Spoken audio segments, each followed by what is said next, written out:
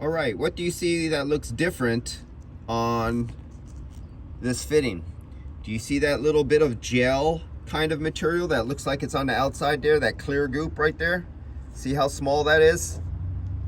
That little bit right there will extend the life of your O-rings that are on the inside of your fittings. If you have any little tiny nicks or imperfections, see that black O-ring?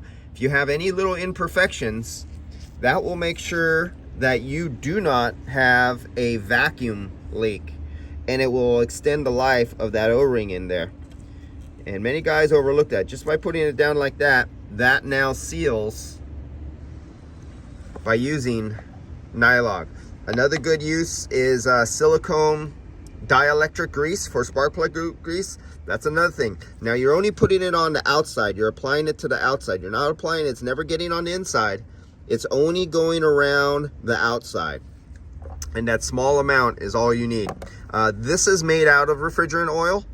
So it's nothing foreign. It's not a foreign object, a different kind of chemical or anything. This is actually, think of refrigerant oil that's like a 3,000 viscosity.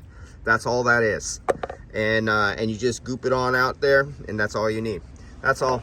Just I got to get this passed because there's so many guys that I come across in shops who have leaking fittings, and they wonder why they get air contamination in between when they stop the vacuum pump. The vacuum goes past those O-rings inside there as they're stopped and starts filling up the system as they're switching, because most guys only have 3 hoses instead of 4. They switch their hose over, they go to connect to a can, and while they're performing that procedure, air is being pulled up, leaks past, and goes into the system. And I just keep coming across all these guys when I go in their shops. I test their gauges for leak down and find out their gauges are leaking, and find out the leak is not from the system they were working on. The leak is from their tools themselves. So that's one thing to prevent one problem. It's really easy, really simple, and really cheap.